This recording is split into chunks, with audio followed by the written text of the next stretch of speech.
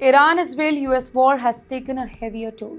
What began as missile exchanges and military warnings has now turned deeply personal for the American families. In the past 3 days, six U.S. service members have lost their lives following the Iranian strike on a military facility in Kuwait. In fact, two additional troops who were initially listed as missing, they have now been declared dead after recovery team located their remains in the debris of damaged structure. In fact, the confirmation came from the United States Central Command, which by the way stated that research and recovery operations were conducted at a base facility struck during Iran's first wave of attack. Well, according to officials, the site suffered significant structural damage after incoming missile hit the compound. After that, emergency crew worked for hours in very difficult condition, navigating the twisted metal and unstable section of the building before bringing the fallen home. Well, this announcement has already added a very tense layer to an already tensed conflict. These casualties mark one of the deadliest openings to the direct US-Iran confrontation in recent years. Military officials say that the whole situation remains volatile and more risks lie ahead as both the sides continue operations across the region. Well, at the Pentagon, Defense Secretary Mr. Pete Hegseth addressed reporters with a very blunt assessment, saying that war is hell. His words reflected the gravity of the moment.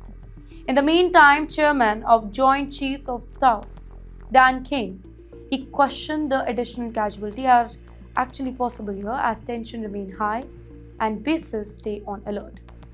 For now, the Pentagons have not really released the names of the fallen, but officials say that families are still being notified. And the priority is to ensure that the loved ones receive information directly before any public announcements are made. Ladies and gentlemen, across the military communities in the US, flags have been lowered and support networks activated for grieving families. This whole conflict continues to expand, by the way. Iranian missiles and drone strikes have targeted multiple US positions in the Gulf region, while American forces have reinforced defenses and increased surveillance. Air defense systems remain active around the bases in Kuwait and neighboring countries as well. In the meantime, parallelly, military planners, they are reassessing vulnerabilities specifically after the initial wave of attacks revealed the speed and intensity of Iran's response. Now, if we talk strategically, then Kuwait hosts the key US facility that supports the operation throughout the Middle East. Any strike on such installation carries serious implications. It not only tests the military readiness here, but also signals a willingness by Tehran to confront American forces more directly. Here, analysts warn that each casualty increases pressure on Washington to respond decisively, raising the stakes further. However, beyond strategy and geopolitics, the human cost is now front and center.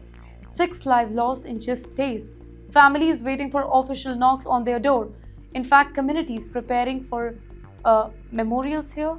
The language of painful blows and military retaliation now intersects with the real grief.